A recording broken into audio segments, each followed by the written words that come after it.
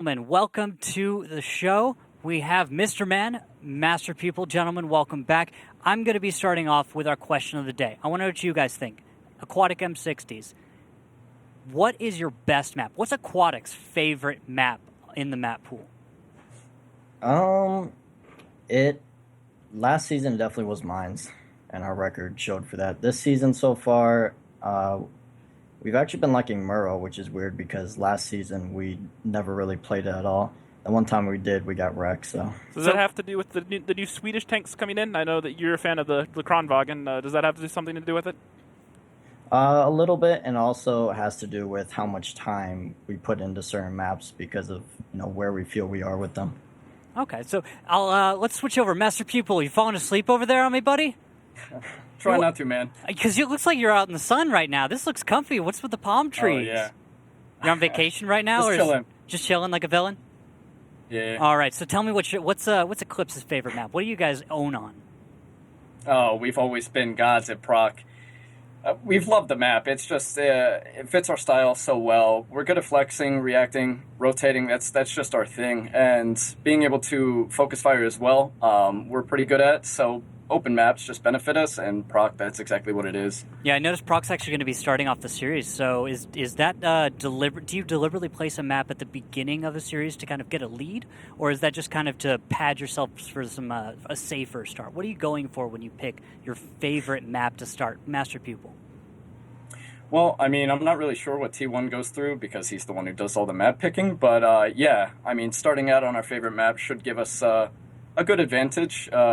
Morale-wise, so it should be fun. Yep. Speaking of morale, Mr. Man, we talked earlier about how your team needs to stop playing with fear because you off and on it kind of creeps into your guys' performance and you guys kind of drop off. What are you guys kind of doing to address that?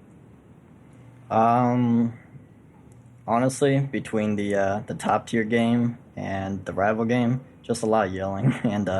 I mean, it wasn't like bad yelling, but it was constructive, and it got us motivated to make sure that we play better. Yeah, sometimes getting fired up and actually just having a little fight about it just gets everything out in the open, right? Just put your feelings out there. Everyone gets to know exactly what everyone's thinking, and then you get to address it. It's just a better way of doing it rather than sitting down and going, "Well, what do you feel about? What do you think of that strat, Mr. Man? Does that make you feel okay? Is that you guys aren't really that style, right?"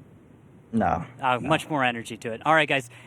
Thank you so much for jumping on the face-off. I will see you guys on the battlefield. Let's get ready for match number 1. Yep. So pretty interesting there, and it's not a big surprise, especially coming out of M60s. Sometimes you just need to be loud. You need to make sure that everyone knows how you feel, and you guys need to get all on the same page when you're kind of on the sideline just going, well, I don't like that. Some people may go, oh, he's fine, he'll get over it, and you just keep doing what you're doing, and then it stops working. So you gotta get on the same page. I have to agree with the Aquatic M60 style because I just like putting things out in the open. If I mess up, I want someone to say that I messed up, and I want them to call me out. Yeah, it's gonna suck. I might instinctively do something bad, but that's what it is. Anyway, I'm sorry to delay. Let's go and look at the maps real quick. These maps are Proc, Ruinberg, Himmelsdorf, Muro, and then, of course, our tiebreaker today is Ghost Town.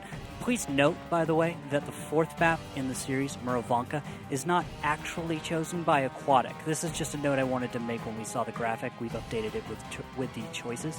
But it is in the sense that they didn't ban it earlier on. But what happens is because 4 maps are banned and then 4 maps are picked, there's only 1 map that you can have in that slot at the end. And so really it's a choice more towards Eclipse as to whether Himmelsdorf or Muro was the 4th map. Well, let's see how the map picks played out with our first battle. Prokhorovka, one of the first maps in the game. Teams start at the regular spawn points as they do in standard battles. Bases are separated from each other by the railway, so the defending team has to choose whether to send their vehicles to the left side, playing them in the centre, or to the right of the railway, occupying the hill and a part of the village. The attacking team usually attacks the first base. However, the teams often go for face-to-face confrontations, 7-on-7, in the hilly terrain at the centre. That's why both teams frequently use vehicles with good gun depression angles and sturdy turrets. And we are underway with battle number 1. Tank picks coming in here. 2 IS-7s, an STB, 3 Batchats, and an RU-251 for Aquatic M60s. Eclipse, an IS-7, a Kronwagen, 4 Batchats, and an RU-251. All right, that RU-251 from Dark God Zim has started a little bit of a scouting run up the middle. He'll be playing a very traditional, we could call it, scouting position where you're doing what's called active scouting as opposed to passive scouting. Now, you know a little bit about this, right, Rox? Just sit in a bush, wait and see if anybody's going to show up, and, well, then you're going to decide what to do. Easiest way to describe it is as a tripwire, or in a lot of these strats. When you go passive, you find a bush somewhere where you're watching the other side of the map that's away from the rest of your team, and then when you spot something, the rest of your team knows they need to move. Yeah, and this is a perfect example you can see on screen now. Marsh 166. He's going to be our example of a passive scout. He'll be sitting all the way in the northeast corner of the map, and he'll be waiting to find one bush to just kind of hide in and wait. This is in contrast to Dark God Zim, who's going to be taking a more active role. As you can see, he's on the move. He's hunting for something. He's looking for an opponent. He's looking to find something that his allies can shoot at. Now, please note, Dark God Zim is not all that close to any allies.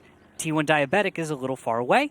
The IS-7 from Photo Finish can't really cover him. So, one of the things to note here is that Dark God Zim's taking a huge risk, and he's betting that it's going to pay off. But that is exactly why the RU-251 is the tank to take that risk. It's the tier 8 in the lineup. It has the least amount of hit points, has the smallest gun. So it gets out in front, and if there's a tank that has to be thrown away, that has to fall into a trap and spring it and figure out exactly where their team is, you want it to be this RU-251, or in other cases, a 1390. Precisely. It's the cost benefit. Now, what we're going to be seeing is the active scout versus the passive scout. Marsh 166 will spot Dark God Zim before Dark God Zim spots him. However, as a scout, Dark God Zim is aware that he has just now been spotted. You hear that little noise? That was his spotting indicator. And Dark God knows he's spotted. He is aware that there's a tank that spotted him somewhere a little ways back.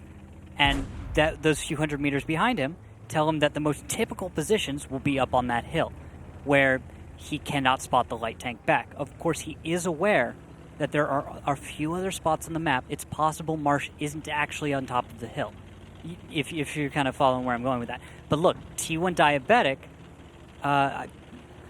Dark God Zim needs to be careful right now, because this is exactly what M60s want. Dark God Zim's trying to come find Marsh, but what's happened is because they know that RU's over there, they've shifted all their bat chats to watch the back of this hill. And so when Dark God Zim gets lit right now, there's 4 bat chats sitting here staring at him, but they haven't been able to find a connection yet. Yeah, but look at this wonderful... Oh, Marsh gets hit for 378. Was that T1 Diabetic in the backfield? Nice shot right there. So Dark God is in a what we call defilade, a little bit of a low ground, and he's going to be able to keep his head just low enough that he won't take too much fire. His opponents from Aquatic are going to have to actually expose themselves quite a bit in order to get shots on Dark God Zim.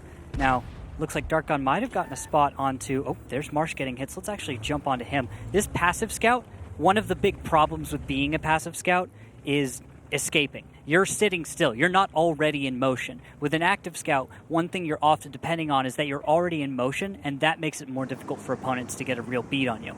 And just right now is the call from eClipse. They're counting on their opponents to be distracted. They know a bunch of bat chats just fired at the RU-251, which means that their own bat chats, and it looks like Kronwagen leading the way, are going to be able to engage and be in a short lead. And there's no one that's going to be able to stop them, really. Mr. Man may spot them as they move down here, but he's one bat chat by himself. He doesn't have the firepower to stop 3 bat chats and a Kronwagen pushing down here in this echelon. Yeah, although please, I'm going to note T1 Diabetic is about 30-40 seconds behind supporting his allies. He's probably just going to need to turn into the middle of the map to start the engagement and to actually support anyone. Otherwise, I don't think this is going to go so well. Vetro, no click, Master Pupil, all firing at the IS-7 over in... Where? They're not even getting hits. There's no damage being done. They're all holding on. The I-7s are playing the low defilade along the 5-6 line, and the Batchets have kind of gotten behind the train cars and the other stuff over at A6, and they're not being spotted. Yeah, and then Vetro taking is at 237 hit points. So eClipse has just gone for an opening move that most of the time would have panned out, right? It would have gotten some kind of damage dealt. It would have been a lead because the positioning from Aquatic was such that... M60s are coming with the push here. Sorry to cut you off. No, it's a counter push. They're counter pushing. They have Exo. They have him caught out. He's already taken 788 damage, 1,200, and he goes down. The first tank down for Eclipse. Yeah, no click's going to be on the way out, but I don't think he's got enough fight in him. He's taking too much. 13-12 right now. One or two more shells should finish him off.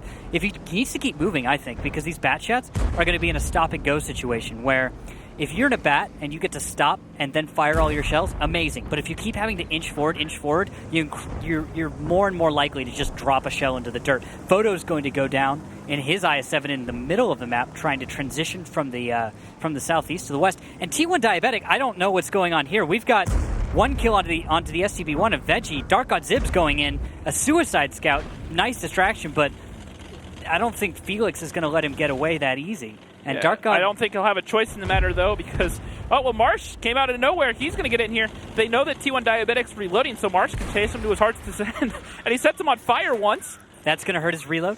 I'm going to jump into his first person. You're going to see 17 seconds left on T1 Diabetic. He's looking for a place to escape. He's going to try and make it as inconvenient as possible for the RU-251, 251 of Marsh to actually chase him down. And you're going to see Marsh is going to realize, I can leave now. This is it's okay. This is a great start for M60s. The counter push there. The biggest problem for Eclipse is they didn't have any eyes on that counter push. Once they figured out that they weren't there in that 6 line, they started leaving. They left their tanks in the low ground, and M60s just drove right up to them, got them in their face, and just took down EXO. Yeah, exactly. And now you've got a 1v1 with a bat chat against an RU-251. There's a tier 8 light tank holding up a crucial bat chat, and you can see it on the scoreboard. We've missed most of the real fight at this point. It's been Eclipse getting slaughtered by Aquatic's defense. Aquatic, strong on the response, I'd say. Yep. And Eclipse, I liked what they were going for. I'm surprised they didn't get the results that they needed. The one missing piece was that there was no intel over that 5-6 line. They had them in the perfect position. They had them in a spot where M60s didn't really have a whole lot of options, but they backed off. They didn't give any eyes across for those tanks over on the 2-3 line to really punish them. Yeah, and now T1, no click, are the 2 tanks left alive, and 488, 254. There's not a lot of hit points left. Everything from Aquatic is a little too healthy, and on top of that, Aquatic's on defense for this one. This is a strong start for Aquatic M60s in this match, and I think it's very telling. This could be very telling about where Aquatic is next to Eclipse, a team which was second place last season and deserved it. M60s played really well last season, all the way up until the playoffs, and then in the playoffs, they just fell apart. They dropped points, and they ended up going down to the 5th, 6th place match, and ended up even losing that to Rival. So, they ended last season on a low note. So far this season, they've come back, and they've shown that they've been working on things, and so far, they had a great match versus Rival. Yeah, and wow, T1 is having trouble getting hits on target. That bat shotgun likes to not behave all the time, though, so it's understandable. Yeah, I agree. I actually in my bat shot, I expect to drop one of the 5 shells I fire. One of them is going to go into tracks and then just get caught up and not pen. One of them is going to just hit the dirt because there's that little bit of the reticle that's not on target. One of those things. So it's understandable, especially at the end when T1's at this point just trying to fight for a little time. If you're Eclipse right now, what you're doing is you're talking about, all right, next battle we're going to do this. Let's just take a second, talk about it, take the last few seconds of this before we get back to Garage and figure out our defense side plan. Eclipse now gets to be on defense. Yep, so good stuff there from M60s. I do like what I saw out of them in terms of, trying to make sure they had that 0 line covered. But the biggest problem, though, was once they realized that's what they were going for and the guns had shifted, Eclipse very smartly pushed down the 2 line. So It was M60s starting off a little bit weak, then Eclipse kind of recognizing the weakness, jumping on it. But the problem comes right here, where once they had an advantage, they didn't really realize it. They backed off, and M60s capitalized on it. Yeah, they weren't able to get the hits on target. They needed to just get shots on target. It was the simplest thing. It's you go for the strat, you need to get the hits, you don't get them this time, and that's it. It's game over. You've got a number of autoloader tanks with incredibly long reload times, 30, 40 seconds, that have just fired 4 or 5 shells. Eclipse was going to take advantage of just that against Aquatic, who had just fired a number of shells against their scout. But because they weren't able to get the follow-up, it doesn't work.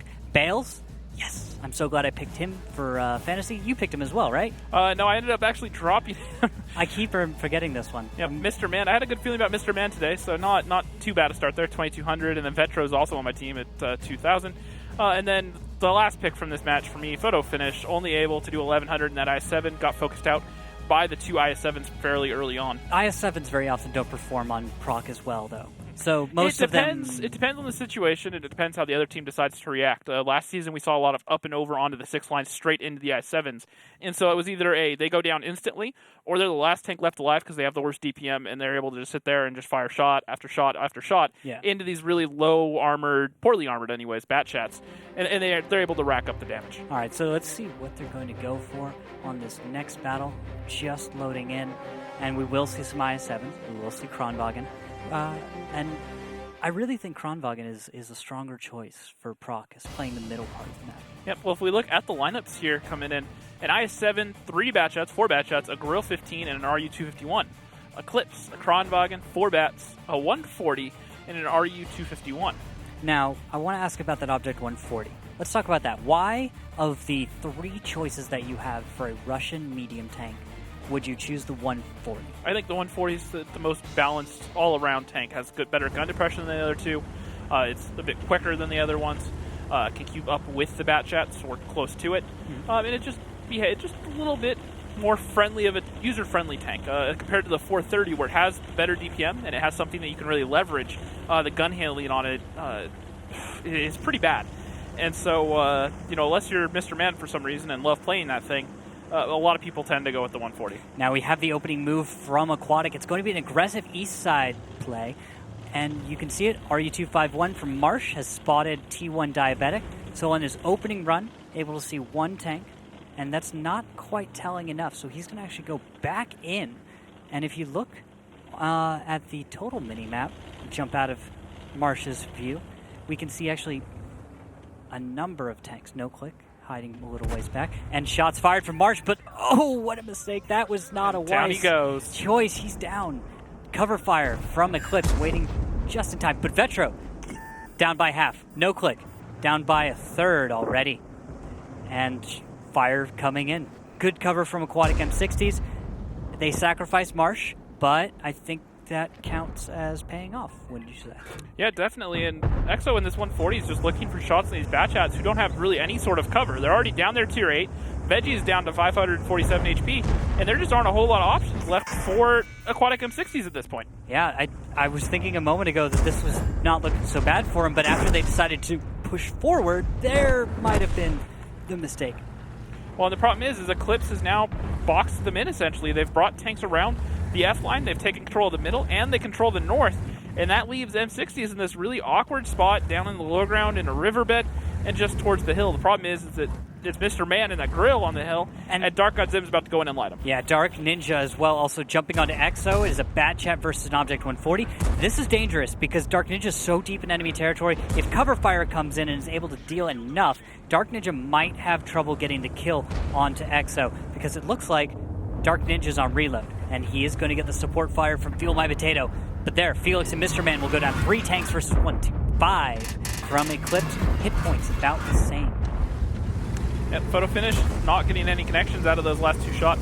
Has to drop his clip and reload. Well, he already fired his shots anyways and start his reload. So he's in there 20 seconds out before he can get in here, and Master Pupil is running from Bales. Bales knows that the Kronwagen's reloading, so he's just going to peek up and over, but it's Vetro from downtown that picks up Bales. Oh, he did not go low enough on the other side of the hill. Stayed exposed on top, goes down for that. I'm thinking that it's over for Aquatic right now. They probably know it just as well as we do. And Dark Ninja's going to go all the way to northeast, try and get some high ground, make himself hard to approach, but he's leaving Feel My Potato exposed to not 1, not 2, but 3 enemy tanks. And now Dark God Zim probably should be able to get the finishing kill. Feel My Potato just trying to get into the low ground while he finishes off his clip reload. He has 10 seconds left. And he has Dark Ninja covering him. However, the problem is right now it's a 4v2. M60s are attacking and have to find a way to get these tanks from Eclipse to move or maybe get a free pick, but I don't really see any options for him. This one looks like it's going in favor of Eclipse, so 1-1 to start this on Prog. Not bad. We know this was a map favored by Eclipse last season, but they have changed up their roster so that defense, so their attack, while it failed, their defense looks solid. Aquatic M60s certainly looked more confident, but Eclipse wins this one in style. So 1-1 to start off the series. I don't think anything astounding happened. I have to admit the scout run at the beginning from, I'll look at... Marsh. Yeah, that was Marsh. I wanted to make sure. He does 218 damage, goes down for it. And while the rest of his team was able to deliver some follow-up damage, you'll notice that didn't secure any particular lead. They didn't get a kill that... They lost their tier 8, and they lost all 12 of their HP. And the biggest thing, especially while you're attacking, is a tier 8 is not only your extra ice, but also your cap pressure. And so that was two things really down for M60s when they lost March, right here in this opening play. And look at that. Not even a minute has passed in the battle yet. Notice that. There was 9 minutes on the clock when he went down. You want to live a little longer than that. Ideally, yes, it's okay to sacrifice a scout, but if you don't have to, don't sacrifice the scout. I think what could have happened there with Aquatic is they should have held Marsh 166 passive, not had him fire, and then allowed the rest of his team to take advantage of spotting. That would have given Aquatic a better chance, but that Grill 15 does do work. Mr. Man, my fantasy pick right there, coming up big there, 2,500. Then Vetro and Photo Finish, 2K each, essentially. And then Bales dropping off onto the second page. So, one thing that we were just talking about is, it's okay to throw away a tier 8 when you need to in those dire situations. If there's something risky you're going to do, that's fine. However, you also want to make sure that you get the most out of it that you can. So I'm not saying that you need to YOLO it, essentially, and just drive it out there into guns, into the unknown every single time. But be smart with it. Yeah. But there are certain cases where, it's acceptable. Yeah. This is one of those cases where I think, slowing it down a little bit, making sure they're not pushing into a trap. And if they do push into a trap, you have to make sure you have some way of punishing it, where that really fell apart was not only did they lose their tier 8, if you're going to give it away, you need to make sure you have some way of trading it out, that you put damage back onto the other team, and none of that came out that game. Yeah, I think that's exactly it. Because when we were looking at it, when we were just kind of when we were just getting into the battle, when we were seeing the opening scout run, it looked like that scout run was going to be successful. It looked like Marsh was going to go passive. Everything up to that point I approved. Everything after that, once he fired, I questioned that. I think that Marsh may have gotten a little excited, thought that T1 was alone, which, based on what he'd spotted already, made sense for the most part. Yep. Yeah. No, I agree, for sure. But however, we're going to be going on to our second map in the series up next, so let's see if they change things up a little bit. Ruinberg, a mixed-type map. The defending team starts the battle on the green, and the attacking team starts at the centre square of the town. Bases are located quite far from each other. Both bases are better controlled from the village when playing a heavy setup. It's better to attack the first base through the top direction with the help of several well-armoured heavy tanks. For the attack on the second base, it's better to use a more mobile setup and either play through the centre or split forces. In general, the map is not easy to play on. Teams often use blind shots and risky shifting of the forces from one flank to another. And an interesting tank pick on Ruinberg coming out of eClipse, 250Bs, 215B, and IS-4 at Batchat, and STRV 103B, commonly known as the S-Tank, and the T-54 lightweight. Meanwhile, two 113s, a 50B, a 430, and two Tier 9 Batchats. And we might have a disconnect. Hold your horses there. See, no, team, tanks are moving. Tanks are moving? All right, looks like... No, we're going. Looks like we're going. And it's going to be T1 Diabetic doing the same thing they did against Apex, just taking that S-Tank all the way down the zero line. However, the thing they're not counting on, these Tier 9 Bats are just going all the way down the south. They're not stopping, and they may get here before that S-Tank can cut them off, which may be part of the plan. Yeah, this is a dangerous play right now. Aquatic M60s is down a player. It's too late for them to get a restart. They're going to have to hope that their 50B is able to load back into the battle and help out. Felix is crucial to this. But looking at the way this opening damage is going, I don't think eClipse realizes... Well, Vetro stuck his neck out there, and he's getting focused out. He's down to 163 HP. He's a one-shot already. Feel My Potato might be the player to get that kill shot. No, he's not going to be able to. He's going to move forward. They're going to take the east side. Aquatic M60 securing their position on the battlefield, while Dark God Zim, T-54 lightweight, might be about to find our AFK-50B. And yeah, he's going to find him, but I don't think he realizes that 50B is AFK. What is this? You're serious? Free kill? Look at these fantasy points. Goes right for the turret. Right, where the ammo rack's located. Yep, which, pay attention to that. Also firing right below the turret, 242, right into the side of that.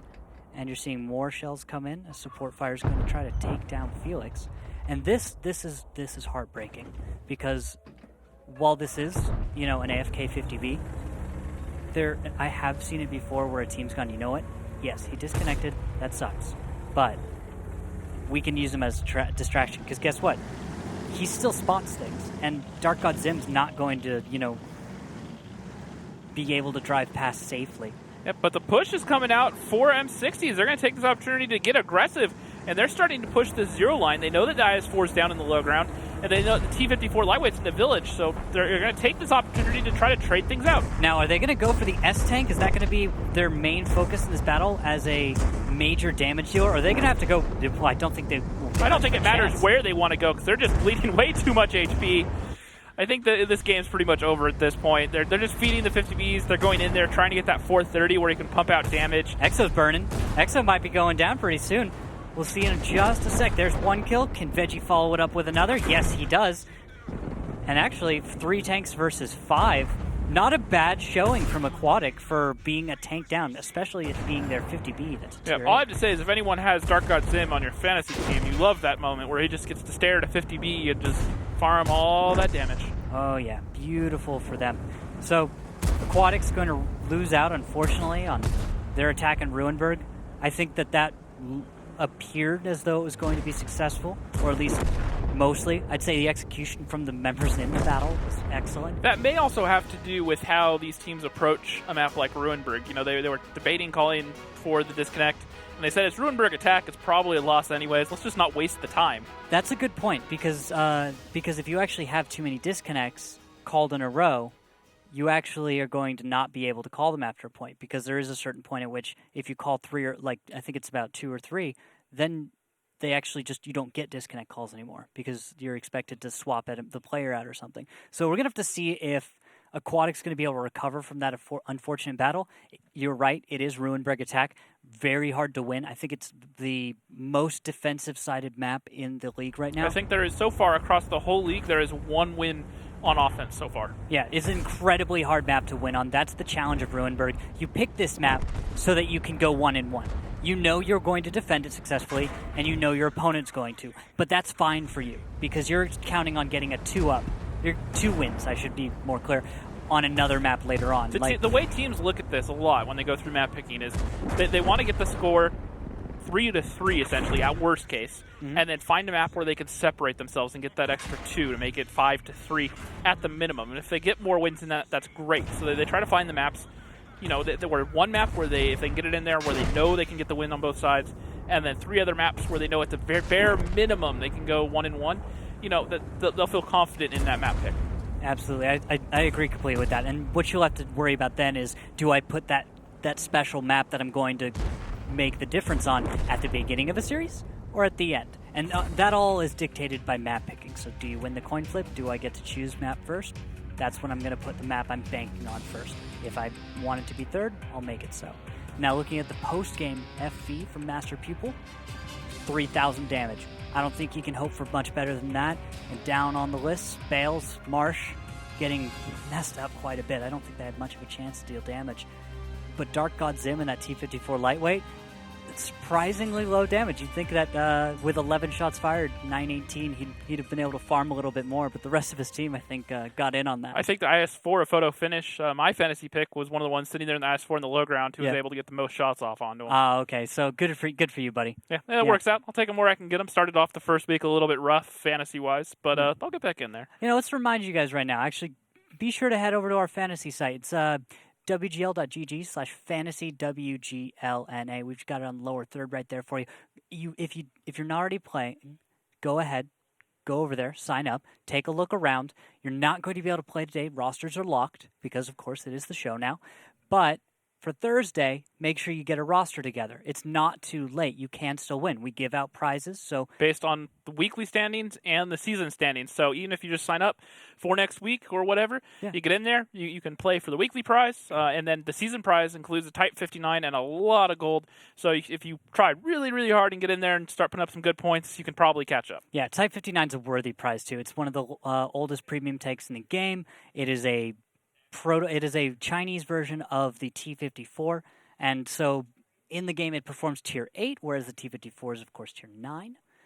It is worth it. Please play. I love it. I'll platoon with you if you ask and you win that prize. It's you're worth it. It's I love all the Russian style tanks where you've just got the nice sloped front, a kind of a bubble turret, and the whole point of the tank is go forward, find the bad men, shoot the bad men with your friends, and win.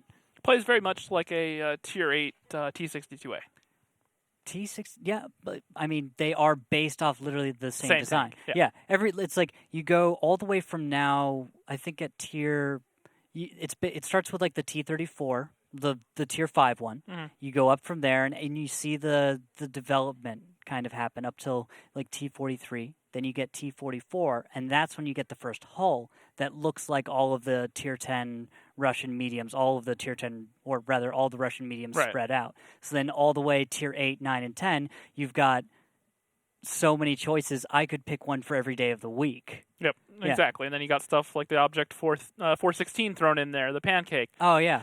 So, a lot of, very similar, but, slight little changes in just the overall design. In music, you call it theme and variations. Yep. So you stick with one main point and you just switch it up a little bit and see how that works. And that's what I like about seeing Russian medium tanks, because every single one I get into, I know what I can do. And so that's always why I'm going to be asking about 140 versus T62A versus, any of the other choices any given Sunday. But we are about to get back into Ruinberg.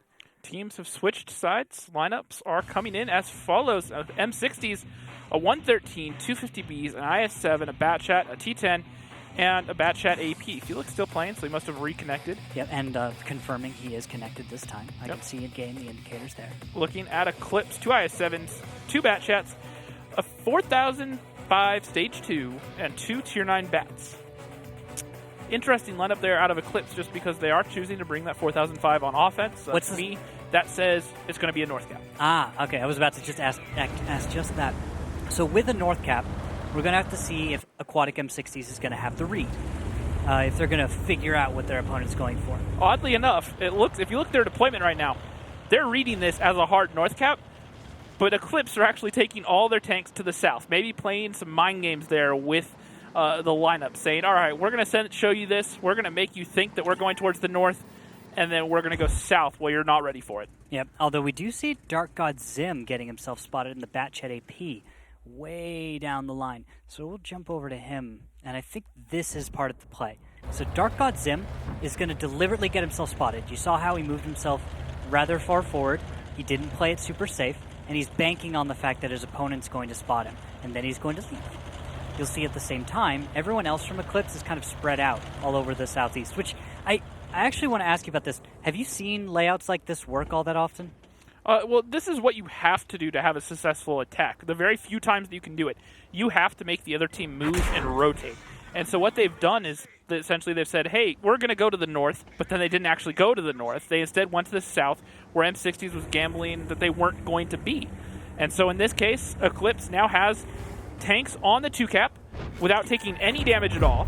They're in a great position. They can cover this cap. They can put more tanks on the cap to increase the cap pressure, and they have guns in position to punish them as they come back. This is extremely delicate out of eClipse. Extremely delicate. It has to be done just right. But it looks like they're pulling it off. And we're going to see just how they're going to do it as we listen in on Eclipse's comms. I'll try to shoot the 50B. Yeah, I'm 50B and I try to help you. If they will push here, let's kill this guy, yeah? Maybe from cap. Okay. Nice. Nice. It's gonna be He's gonna peek. There it is. Oh, Batchat 113 on 0 pushing. 113. He's shot. We should push Can this we 113. We should get the 113. 50B. No, 50B. 50B is No, bigger. 50B. Yep. 50B. Help, Run Daddy, from see behind me. camp, Dark Ninja fire shot. We have shots on the 113. Dark Ninja. I'll help. I still have cap. I have help. Got him. Thank you. I'm getting clipped. I'll I'm help dead. those whales. Batchat shot 4. Batchat shot 4. Mr. Man's a 1-shot. Guys, clean up this Bales stuff. is clipping. Clean up Bales this is- stuff. Whoa! Yeah, I'm No, he's clipping. minus Can we 2. clean up Bales? 50B shot on me. 50B shot. You need to... Can you guys Yeah, kill I'm the pushing guys the in the 50B. city? We I'm got gonna the watch photo. out. Let me get Right. an shot of like where we are. 50B's a 1-shot. I need to run. I did 0 damage full. Guys. Rip.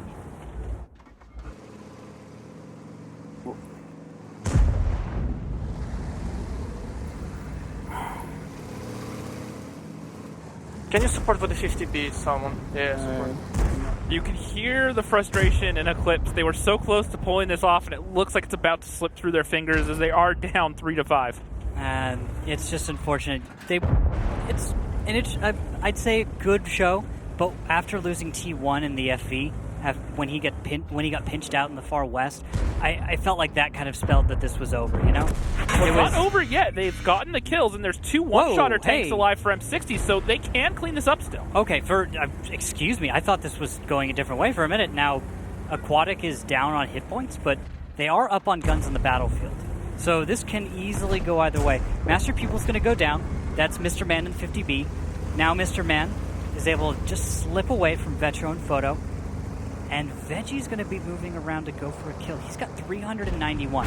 So it's an average roll. Will kill him from a bat chat. Won't matter anymore. Vetro's dead. But Photo Finish should be able to one-shot Veggie. And, well, Aquatic's able to outplay. Good control. You're seeing how mobility gives them an advantage in this They're one. opening up different angles. They're saying, come on, shoot Bales. Shoot him. He has all the HP. Photo knows that he needs to take guns out of the fight, so he's looking for the one-shotter. He's just trying to ignore Bales. Bales is reloading. He knows. Bales can't do anything to him. So he's just going to hold his shots. However, he has to find a kill here soon. Or just do that, put the damage out, and he needs to hope that he can block the damage from Veggie. Not going to happen. Doesn't look like it's going to happen. He's going to try to angle his armor. No. Close. Very close. A good attempt there out of Eclipse. We say so often that Ruinberg defense is one of those things that you should win if you're a solid team. Attacking it is extremely hard. Eclipse, I like the play.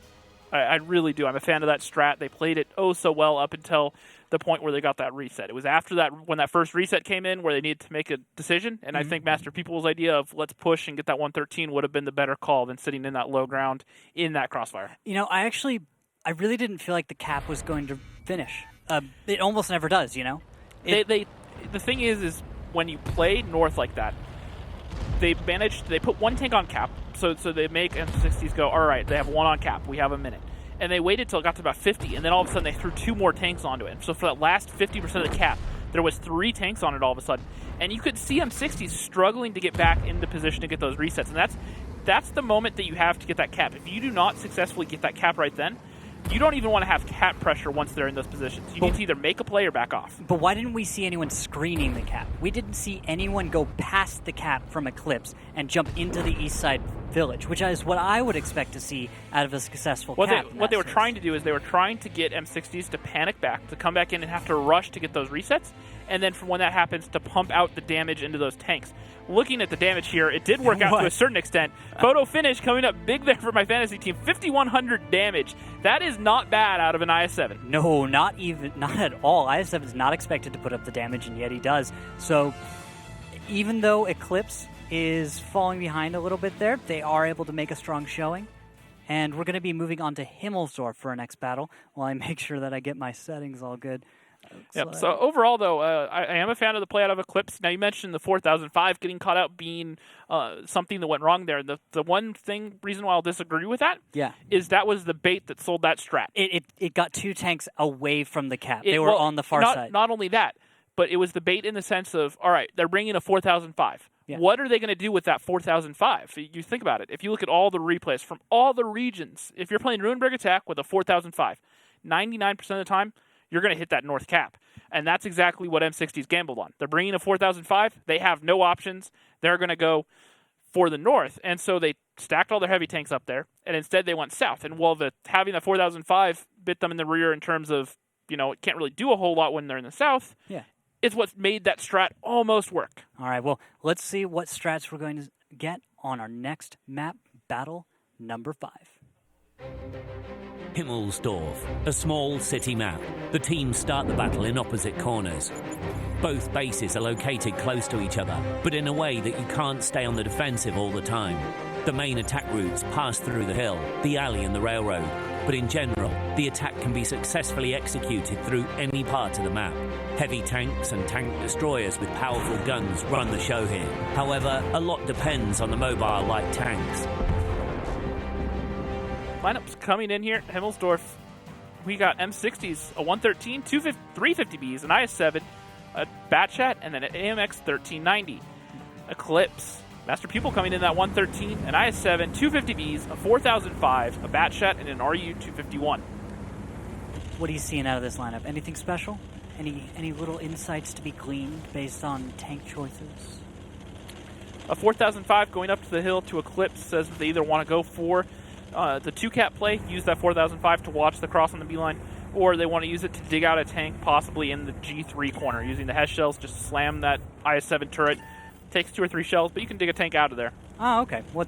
I'll jump over and see what's going on over there, because the 4005 is a tank that isn't highly mobile. It's faster than its counterparts of similar guns. The 183. Exactly. But it's not exactly zippy. So if he goes to the east side of the map, if he goes up towards the hill, and I think you're right to say that they're obviously going to go for the 2-cap, would it be more accurate to say that they can't go for the 1-cap in that case? Not necessarily, because if they can take control of the 1-cap up until maybe the E-line, they can leave that 4005 deep down there on the red line somewhere where he won't get spotted, and he can put in some support fire. The biggest problem, though, is he cannot afford to get spotted, so he has to play it really deep, stay out of the view range of the other tanks. Because no armor. Because no armor. Yeah. It's a big, giant, some people call it the barn, some people call it the refrigerator. It's just a big, ugly tank. Ooh, and I love the support fire that we're getting onto Felix. They're trying to really pressure out one particular tank, and you can see how that crossfire is paying off, because no matter which way Felix turns, he's going to take damage. It's going to be difficult for him. But No Click is exposed. He's almost on his own. He does have Dark God Zim backing him up. I like seeing that from eClipse. You have a scout covering his back, making sure that no one's going to get to sneak up on him.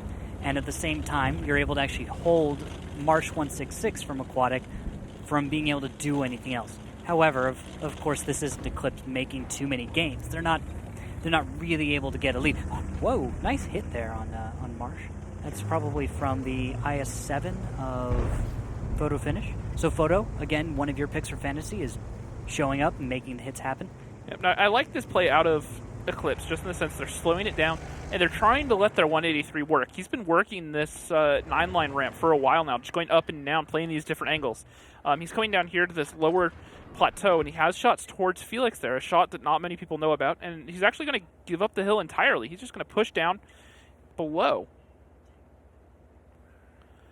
So he's going to rejoin the rest of his tanks, and they're just giving him what time they can to maybe find some shots. Only 3 minutes in, so no rush yet.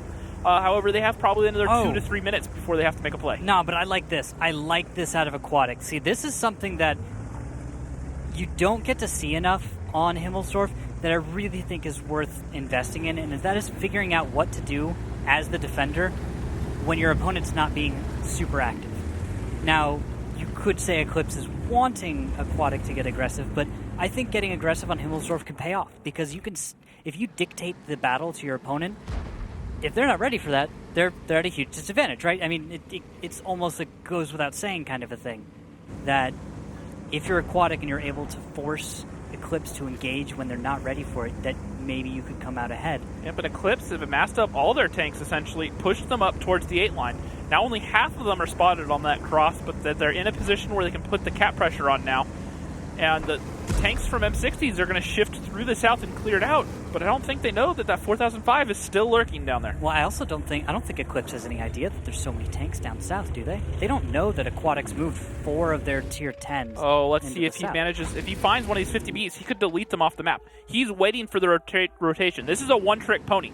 This is a let's hope you make a sloppy rotation and drive past this 4005 to let him put one HES shell into you. And that's Bales. Bales is about to get whacked. And puts one shell into T1, angles himself very, very... Oh, it's 1731, that hurts. But T1 Diabetic's going to go down now. He's going to get clipped out. Someone else is going to come in here and find the last kill shot onto him. Is that Mr. Man going for it? Because he's up top. And actually, that's dangerous for him to try and drop down. He should just drive down the ramp. Don't hang... Oh, is he going to go for it? Oh, T1 Diabetic knows. He gets it. Oh, and he backs up. And that's Dicey. A nice kill for Mr. Man. That's always tricky, too. He could have slipped down if he wasn't paying enough attention. Now, the fight in the north, we're going to have to jump over there because Veggie's taking 12, 18, focus down from EXO, while Dark God Zim and No Click are trying to get away from a fight they were just having with an IS-7 in the east. Dark Ninja's going to go down, And looking at the hit points, we do have Mr. Man at full health from M60s. Every single tank from Eclipse is 1 or 2 shots away from death. There goes EXO. They're going to start dropping like dominoes. Yep, well, I like this crossfire from M60s right now. They have one tank on both sides of the cap. Feel like Potato sitting there in those cubbies, and Felix has his opposite over at A7, so it's not leaving Vetro or Master Pupil with any real options right now. Yeah, and Bales looks like he's going to be able to survive a little bit longer. He might even be able to get a reload in. And Felix realizes that Bales is in trouble.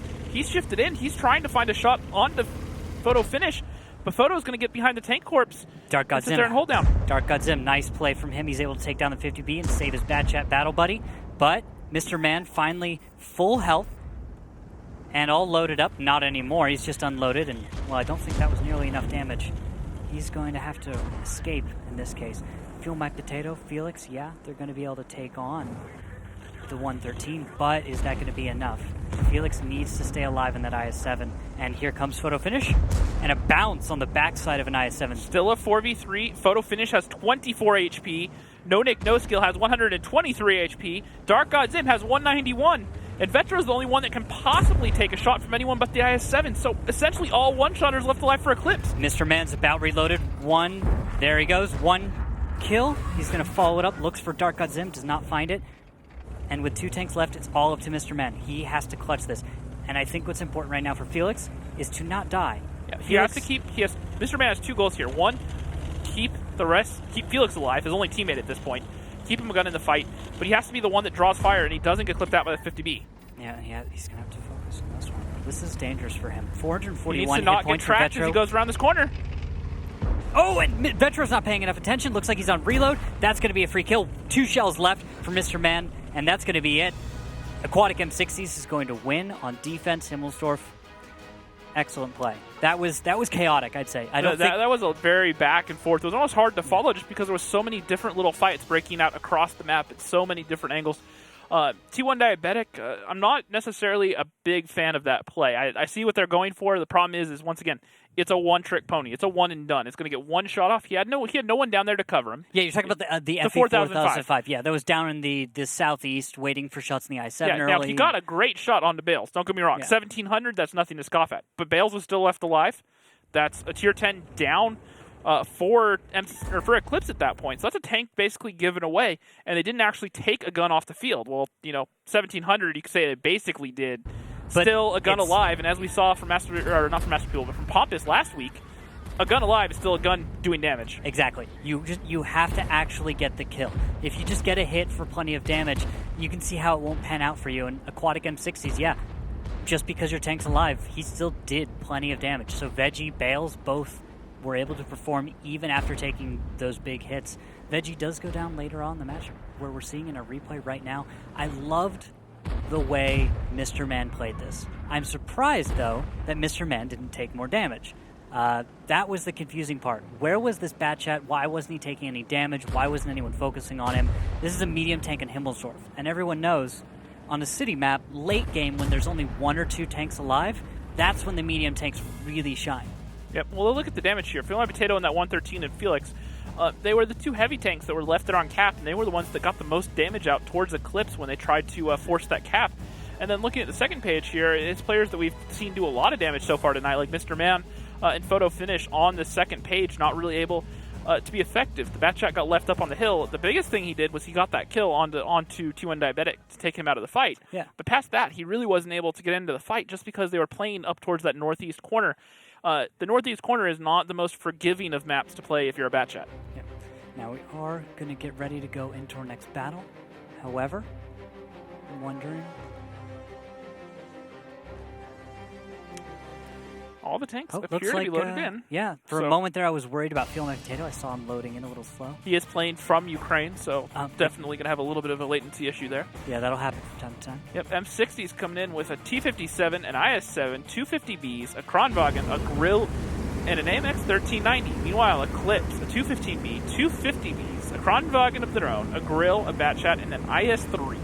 And look at this opening move. We have every tank from Aquatic going forward. I'm guessing this is a fast cap. Right into cap number 2. Get a split coming out while the tanks from eClipse have all gone to the southeast. This is a hugely risky move. They're going to have to move around from the south to come back and stop Cap.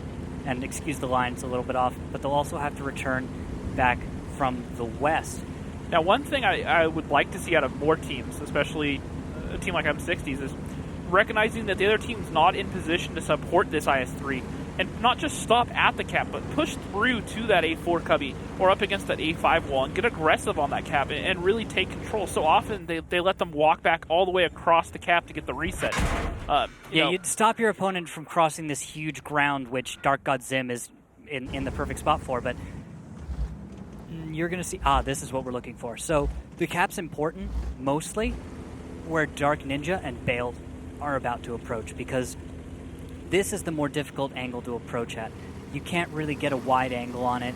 You are going to be able to fire if they get too exposed, and you're seeing there's a firing line right now. But Marsh, his position, he's just going to shove himself in a corner, and as you can see, there's nothing with an angle on him.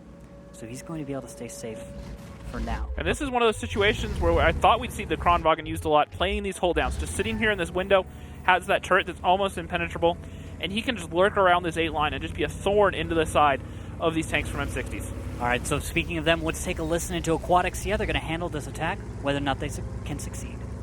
That's what I'm looking at. Do you want a 50B up with Matt? Master Pupil, help me. God damn it. Of course I fucking load HE one. I'm loading. Just get rid of it, yeah. Betcha skill. Someone can push it. Can we get a 50B back up to A0? Yeah. 250B. If they push you, let me know, Dandy. I'm loaded in 4 seconds. Dark God is... They're pushing. We need to help. We need to just go. You guys need to go and kill this and then come help with the rest of this. My goon is damaged. Roger that. 50B help. Dark. Let's go. I'm around. 415 fired. 215 fired. Okay, Veggie, just back off. Let's go. This is not good. I have Dark God. No, I'm on. I'm on load. Coming in behind. How many shells do you have, Bills? 215 fired again. We need to kill this. We need to get on this and kill this. I'm just gonna take the shots. Бачу на них. 9 закрыл. You have to go up to B. 15. Shit. Sorry. Oh, fuck, dude. Right, we can kill. Dark is getting fucked. We need The to Kronwagen's gonna kill me. Or Batchet or something. Oh. Go better. 3 seconds.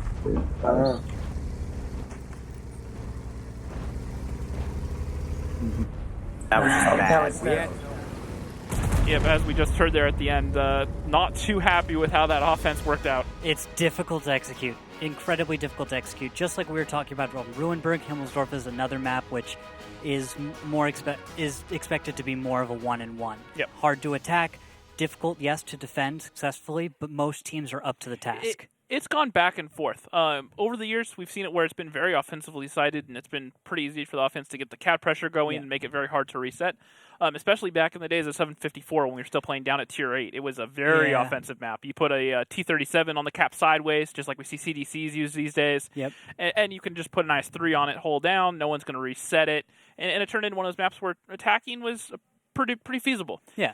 Now that we've moved up to Tier 10, shifted the cap circles around a little bit, it's become more of a challenge. Yeah, it's certainly trickier, but we finished with Himmelsdorf now. This is a 3-3. You talked about this earlier, actually, Rox. You said they're going to go for a 3-3 series. Now, real quick, post-battle, Photo, Exo, Master Pupil, Vetro, and T1 all taking the top 5. That just shows how decisive this defense was from eClipse. They won it hands down. I don't think there was any doubt. They handled the situation way stronger than their my fantasy points, Mr. Man, coming up with the config. Excuse me, that threw me off. Wow. Zero from a grill, buddy. Come on, Mr. Man. Oof. Come on. Got to get those shots in there, especially in a grill. You're putting out 750 a shot. You got to keep yourself in a good position and make sure your shots count. And I don't know whether it was just a positioning thing or some bad RNG, but just not able to really contribute. So only fired once until he got evaporated. So. Yeah. And he was alive till the end there, too, as well. He was one of the last tanks alive, so just not being in good positions to really to help his team. Yeah, actually, I'm told we actually have the off-broadcast update for you guys. Let's go ahead and check out. Currently, scores at 1-1 with Valence in top tier, but here's battle number 1. Yep, and that's going to be top tier actually coming away here with the first win of the series. Pop is going for the Goomba onto Spooky. And then it looks like it's going to be Valens actually attempting to go for the fast cap. And I don't know if they actually pull it off because I don't know what the scoreline's going to be here. Oh, it's going to be 1-1, so Valens is going to pull this off. Yeah, it looks like they're supposed to be able to pull this one off. And that's surprising because this is this is one of the most tricky situations to come back from on prop. When you've got yourself split on east to west sides of the track, top tier wasn't able to get the shots on target, and it looks like the aggression from Valens was able to come out ahead. Another thing that's going to be an odd sight to many is GeForce running a bat chat, and we noticed there. Normally a heavy tank player showing that he can play a bat chat too. Oh, I think I was getting an update actually on the scores. It might be 2-1 right now, or even 2-2. We'll have to check back on that just a little bit later. Yep. We are getting ready to get into Muravanka. So Muravanka is going to be the fourth and possibly final map. If this goes 1-1, we're going to have to see which team is going to have side choice on Ghost Town. If you remember, during the face-off with Mr. Man, he said that a map that they've really been feeling and practicing really hard on is Muravanka. Could this be the map which they're able to get both wins on? All right, you're going to have to see as we're just about to get into map number 4. Muravanka, a map with a great number of buildings, bushes and trees, amongst which teams hide for most of the battle. The attacking team begins the battle from the top of the village, and the defenders start from the bottom of the map. Both bases are better controlled from the hill near the first base, and from the green in the lower left corner of the map. There are many attack directions. The attacking team often attempts to gain the attention of defenders by putting pressure on the first base, whilst manoeuvring several tanks behind the second base to deliver fire into the defending's flank. Team setups are very diverse, but the players often choose the fastest tanks, even for heavy setups. They could even bring SPGs. Looking at the lineups coming in here, 2 T-57s, 3 Batjets, and 2 Tier 9 Bats, 4 M60s. Meanwhile, Eclipse, Kronwagen, an STRV, 4 Batjets, and a Crusader SP. And we're going to see Crusader SPs putting shots on target. 140 into field, my potato. He's going to have just a few seconds left until shot number 2. And will he get it? And let's see. Lotto.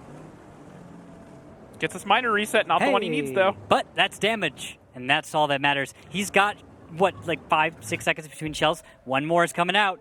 Is it a hit? And it is 430 damage on Tamar. 430 is not bad for a Tier 7 artillery. I'm pretty sure that gun averages 400 damage, so if it pens, doing 430 Dark is not Ninja bad. with the catch! We're playing baseball now? No, he moved right into the shot. He caught it with his turret.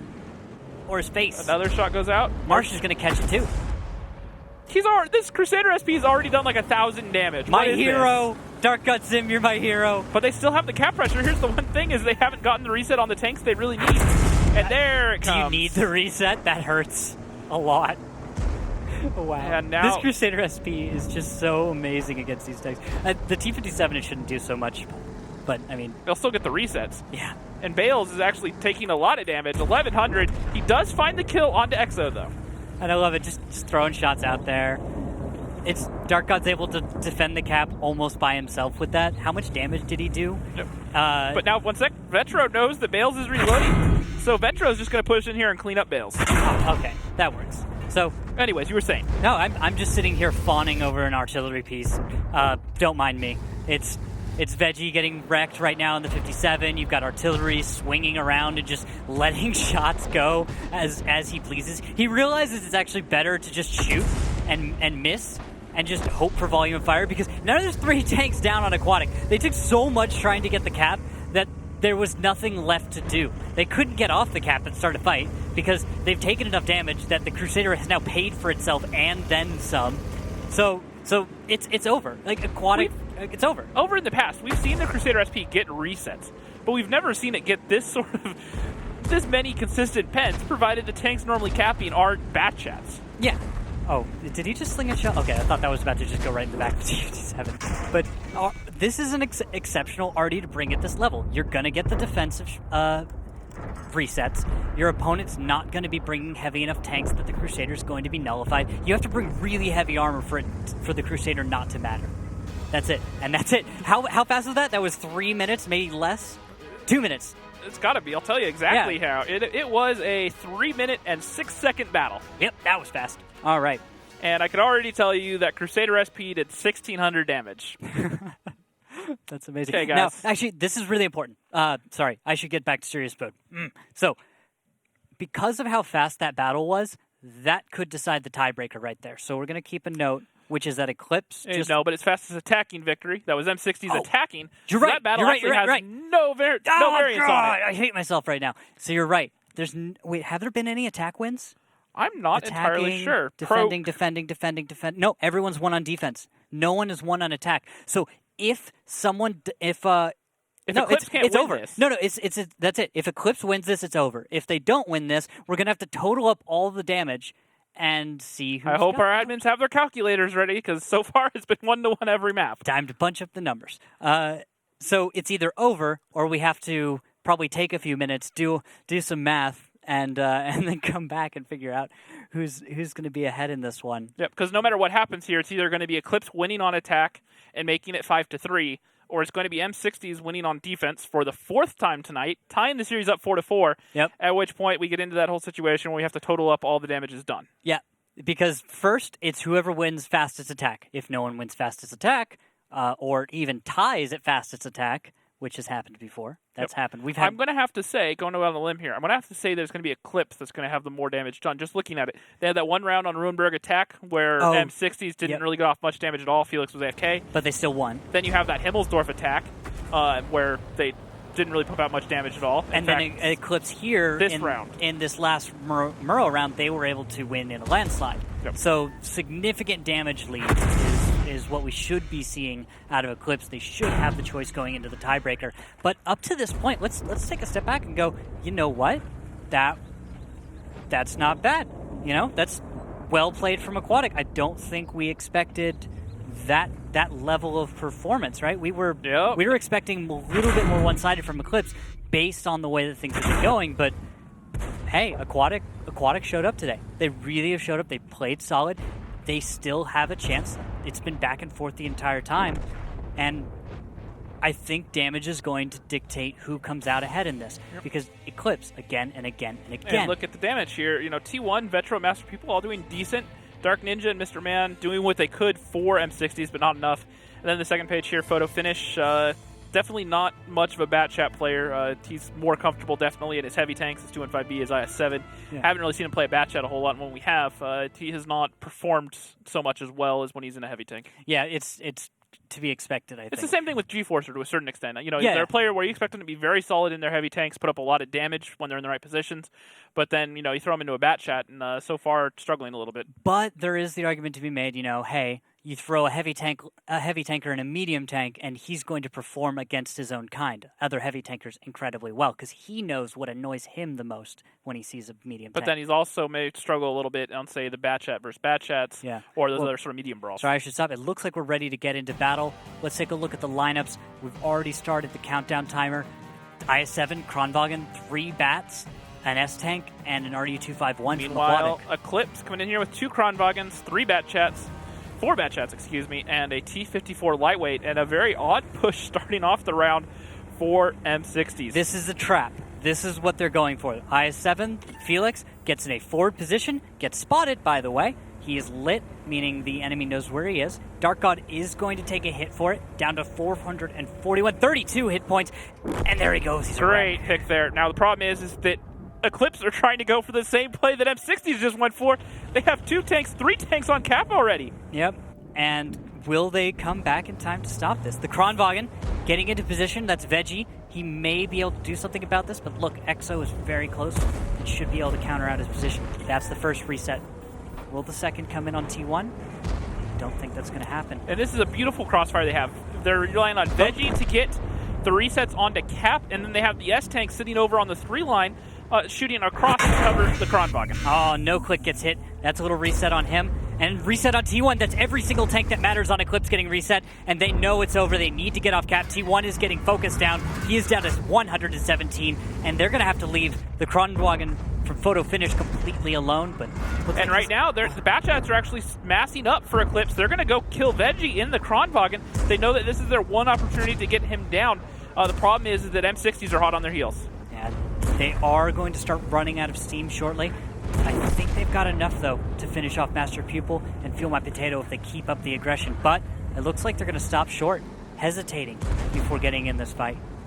Yeah, but M60s should have this cleanup here. Both teams attempting to go for a cap fast, but neither team able to really pull it off. Both teams had different methods to resetting the cap, but both of them executed them near perfectly. Yep. Now, Kronwagen, seeing that turret armor come into play, is able to bounce a shell up from Felix in the IS-7, but he's going to go down to the S-tank. 3 tanks left alive for Eclipse. This is going to be it. This is going to be a tie. And there you go. Vetro, Exo, I don't think they've got a real chance, but, anything can happen. There goes Vetro. 2 tanks alive. And Felix is just walking in here in I-7, still on full HP, and he's just going to drive straight at Exo. He doesn't even care that he's loaded. He's just going to push in there, eat the shells, make sure he puts the damage off. Bales is going to get the ramp. Nope, it's going to be Fuel My Potato across the 4 line, picking up the kill there. That's going to tie the series up 4-4. All right, that's going to be a tie. We'll have to see what the admins make the call on as far as damage. Shouldn't take them too long. And once we get that answer, I will let you know immediately. But let's review this matchup until now. So, first battle, that was on Prok. Aquatic takes it on defense. You swap, defense sided, Eclipse wins. We go to Ruinberg. Eclipse, strong defense, plays it out. Now, Aquatic M60s, that I think battle number 4. That was where we saw the disconnect, right? That was battle number 3. That was 3. So 3 was the one where we saw Aquatics try the attack. Their 50B was AFK and unable. And the other thing to keep in mind here is in this whole damage total that the admins are doing right now is Eclipse's attack. Not only did their defense put up a lot of damage, more than M60's total damage while they were attacking. When you switch sides, Eclipse put off so much damage in photo finish. Remember, he did 5100 while they were attacking, along with Vetro. So the discrepancy here in the damage between the 2 teams, I don't think is going to be very close. It just may take a minute to get the official word in. And I think that's the one thing we can talk about as a difference between these 2 teams in this very, very close battle, or match, is that, yes, Aquatic has stayed in the fight. They've gotten their wins on defense. But what they have not done is they have not come out ahead on damage like Eclipse has. No matter if it was attack or defense, Eclipse was always putting up the damage, right? Yep. We can say that one. So that's going to give the side choice when it comes down to Ghost Town.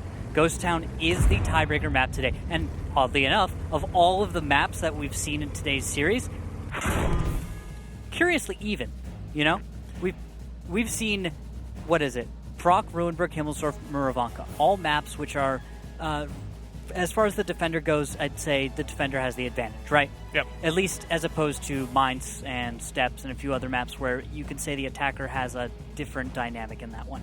Yep. So, and one thing, sorry to cut you off here. Go. Thing I wanted to point out on that first page was Mr. Man doing 4,000 damage in that S-tank.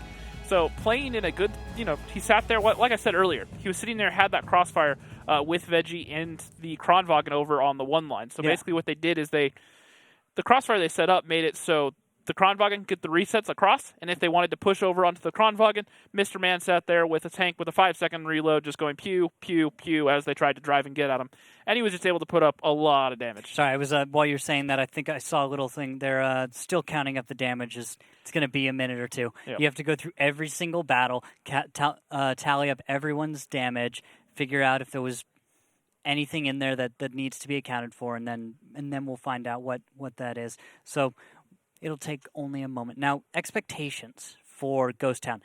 Let's assume for now that Eclipse is going to get the pick, the side choice.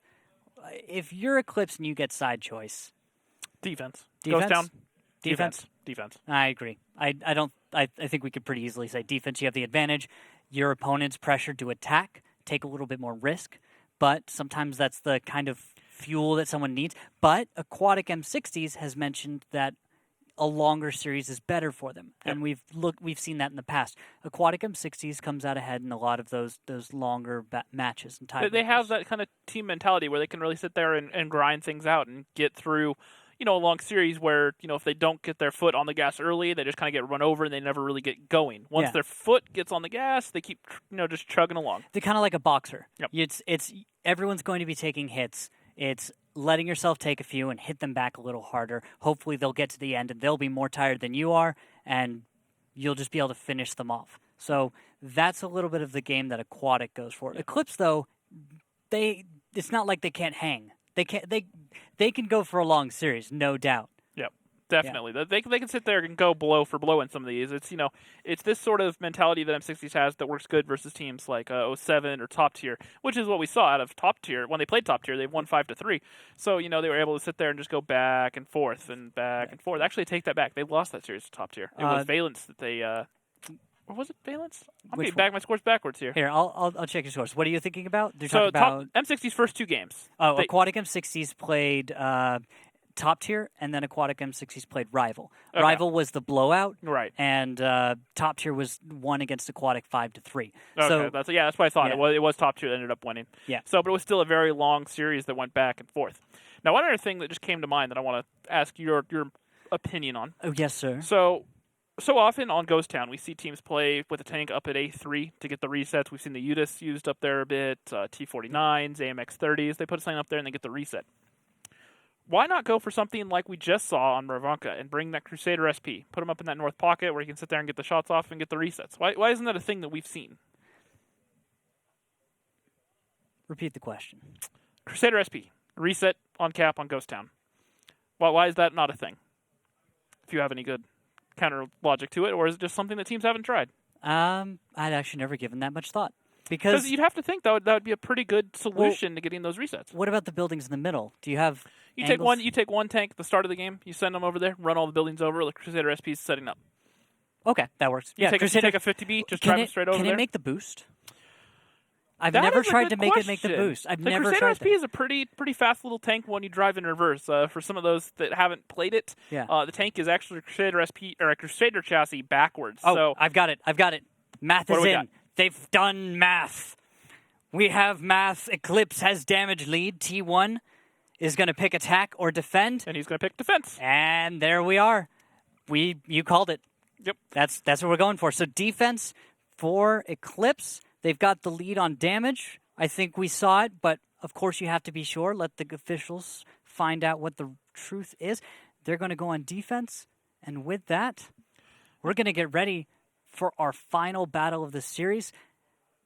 Sorry to jump out of it there. I got excited. Let's get back into it. We were talking about things like Crusaders on this map. There are different ways to approach Ghost Town. Now, we've seen a lot of teams go for that south rotate on defense and then swing around and just leave one tank in the north to get the resets. Wallhacks famously killed himself on match day 1 by flipping his tank over trying to get up there because the UDIS, unfortunate. The UDIS is a wider tank, so when he tried to make that climb, I saw what happened. I went and watched the replay. He just kind of lost his balance, got up there, went a little bit higher than he thought he would, and flipped. And just not even something where he got risky and did something completely foolish. It was just happenstance. You just have to be real careful with the tank because it's a little bit wider than, say, doing it with an RU-251. You just have to be a little bit more careful with your approach. So my point is, I think a Crusader SP might actually be a viable option on this if he can cover for it. I think I can just say I agree with that, but I don't expect to see it. I'd expect to see, we've seen M4043s. Yep, we've seen those. We've seen Lorraine 155s, and then, like I said, we've seen T49s so far. We've seen UDIS is used. We saw it successfully used. Yeah. Well, success is a strange word, because 07, they had their UDIS up there. They got him up there in one piece. He did almost 4,000 damage, but they lost. Yes. So I guess I should say, yes, artillery seems like something fun to play with. Maybe see if it works out for your style or your team. But ultimately, there are probably safer, better choices. You could probably go for a scout. You could probably go for a higher damage per minute, higher damage output UDIS. Perfect example. That's what we're going to see, because Eclipse are on defense. They're bringing in a 113, 250Bs, an E100, a Kronwagen, a Batchat, and the UDIS. Meanwhile, M60's attacking a 215B, an IS-7, 3 T57s, and 2 Tier 9 Batchats. Okay. I don't know if I've seen this lineup so much recently. T57s in that volume from the attacker? That is a lot of DPM is what that is. Why no 50Bs? Well, in this case, T57s, this map being as small as it is, they don't need to move as far. The 50B has the higher DPM, so when you can get them point blank versus those heavy tanks, you're better off with the 57 where you have that 2-second delay between each shell instead of the 2.5 that the 50B has. And So then better you have- like burst. Yeah, The burst is quicker a little- burst, and the reload on the clip is only 22 seconds, where the 50B I believe comes in at 28 seconds without equipment. Yeah, it's a little higher on there. And so the 57, you generally let it reload a little faster, deal a little bit less damage, but it can put out enough. Is really what you should say. Three T57s together should be able to delete a tank. And before Eclipse is able to really mount some counteroffensive, they're going to be able to back off, reload, and re-engage. Oh, this Kronwagen is playing the hold down, and they're just going to push up and over. And Master Pupil needs to get out of there because they're just going to push up and delete him. Oh, he's going to be able to escape. There's cover fire. Look at this. 250Bs are going to be able to focus on Dark Ninja. Yes, bounce shells. Yeah, it's not super effective yet, but they should be able to make Aquatic M60s really pay for taking all this ground. I'm curious as to why they're not seeing more effective this. Yep, This is why Eclipse. Why aren't they fighting back? I'm confused. I'm seeing damage. Well, they have put tanks out. with very low DPM. That E100 has terrible DPM. The Kronwagen has terrible DPM, and he's reloading. So they're just pushing through, and they're just trying to get the kills. Okay, well, And Master Pupil is going to be the next to go down here to Felix. and he's going to go down. Veggie is going to go down and reply. We have 5 tanks against 4 from Eclipse, so this is going to be pretty close. Mr. Man, though, taking damage as he is on reload for 24 more seconds. Marsh 166 in his Batchet AP is also on reload, trying to escape. And Exo, we're going to have to follow him in his E100, able to get the shot onto Marsh, taking him down. So many hit points from that E100. He's paying off right now. And Mr. Man's coming in here, and he's going to be loaded in 5 seconds. He needs to get his gun into the fight. And it's going to be Felix that is going to pick up that E100, or he should, but he lows a little bit low, excuse me. Yeah. Meanwhile, the Udis in the fight as well at this point, even had to come down off the boost. Mr. Man trying to do what he can, but it's going to be 3v2 at this point. Mr. Man and Bales all that remain for M60s. Eclipse have 3 tanks alive, and a majority of them a little low on HP. The Udis, well, it's full HP within itself. You got to remember it only has 1,000 HP to contribute here. Now look at this. Bales is incredibly low in his T57, but we talked about it earlier how he has that quick reload time. He's going to be able, if he finds a target, to take them out very quickly. If it is the UDES, it's 1,000 hit points. He's got the damage to deal with that. He can get the kill if he focuses on a UDES. Mr. Man, though, does he have only 2 shells? He has 4 shells. 4 shells. I thought I misread. Thank you. I thought for a moment he was down 4, and that hurts. That would be horrible for them. Now, where's this cap pressure coming from, though? Where's this going to happen? It was Bales on cap, but he's gotten off at this point. He's getting back on, actually. So they're both getting on different caps. And whoa, that's too much information. You just gave away everything. Aquatic just told Eclipse, hey, we're on both caps at the same time. So pick a team and go for it. But they both got off at the same time, which, well, let's see how that plays out. That really depends on how Eclipse reads that or tries to defend. I don't know that Eclipse are going to have moved it all at this point. I think they're reasonably comfortable at this point. Photo's going over to the number 2 cap. He's getting over there. So, but you're right in the fact that they haven't really moved. They're holding back, trying to figure out what they're going to go for. Oh, I see. It's the UDES that's trying to get those sneaky angles onto the cap, because there are a few spots in the northwest. You know what I'm talking about? Mm-hmm. Where you can sneak a shell into the cap zone. But Mr. Man is spotted in his AP, and he's gonna put a shell into Photo. Photo's looking for a reply, but it doesn't look like he's confident he'll even get one if he could. And that's a little bit of damage. So with 5 minutes left, Aquatic can do this. They have to deal 2,329 damage or get the cap, and they're forcing a response. But Vetro and his 50B has the advantage. If he moves in, 1 shell into the T57, that should do it. That should be the win. The UDES, in the meantime, Dark God Zim, is holding back. I don't think that Eclipse wants to let this one... They have time. They know that there's only one other tank on the field that could put cap pressure on, and they know that they can get to that cap in plenty of time. So there's no point in them risking some sort of movement early where they can get picked off in some sort of trap. Here's Mr. Man up the hill. Might not be able to get out of view quite quickly enough. Vetro's going to come around the corner, spots Mr. Man just as he's leaving. But that could be enough information. Vetro's moving towards the cap. Bales knows what's up. Mr. Man moves in but does not get his turret on target quickly enough. He's going to go down, and Vetro's got the chance. Cleans it up. Finishes the battle. Eclipse wins on defense, takes the match 5-4. Close stuff there. I guess you could say edge of your seat stuff there. Just back and forth, the push out of M60s. They just didn't stop. They just went up and over. They weren't really able to be as effective as I think they wanted to. Master Pupil did a good job at backing out and really kiting them around that corner into the rest of the guns. Definitely. And I think that we can say that at the end of the battle, Aquatic had a chance, but it was thin. Yep. The odds were stacked against them. They tried as hard as they could. Look at the post-battle damage for me, Rox. Tell me who that top player is. Whew. That is a lot of damage. Oh, yeah. 4,000. What is that? 4,620 damage and 2 kills going to Vetro. Yeah, I thought it was going to be all smooth for a second, but I actually realized I can't see that far. Yep, and Udis not really able to be a factor in that game, only doing 572 damage. Ouch. So we'll get to the rest of the damage scores in a minute. Yeah.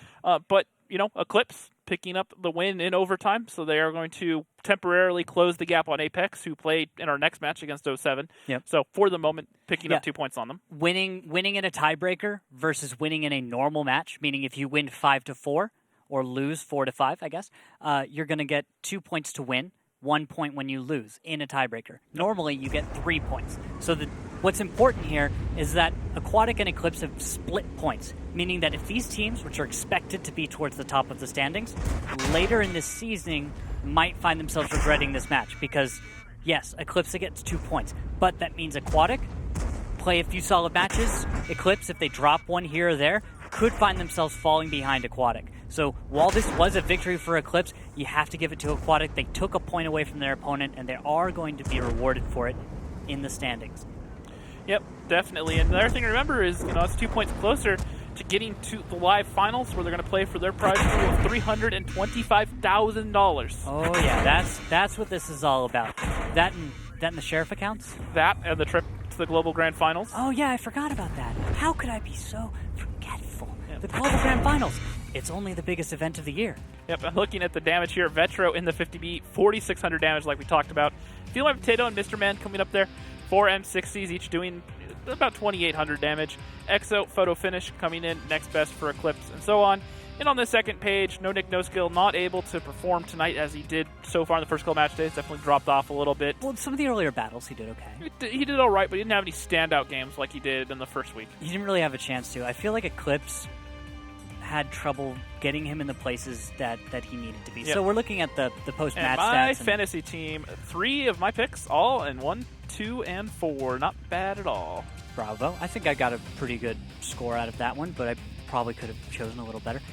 Aquatic does go for long series. They always somehow get themselves into that situation, or they lose. Yep. It's either they go for almost a tiebreaker or it's a blowout. Yeah. So I had a good feeling. I originally had stacked 2 from Apex, but I decided, I think this match is going to be a longer one. I think it's a safer bet anyway, so I picked Mr. Man as well. All right, so we actually do have our winners interview on the line. Let's talk to Eclipse, see what they have to think about their performance. So, Master Pupil, talk to me. What happened in that whole series? Because all I saw were defense wins. What happened on attack? Well, we're still having problems with communication. Pushing is just not our strong suit right now, and I think that showed very prominently. We were just hesitant on calls. We're still getting used to the entire team calling rather than having a certain designated person calling the entire battle. So, I mean, later on in the season it'll be easier, but for now it's making all the brawls really hard for us, and we were throwing left and right because of it. Okay, what is the big takeaway from this? What would you say is how Eclipse performed? How did you guys play, and how did your opponent play?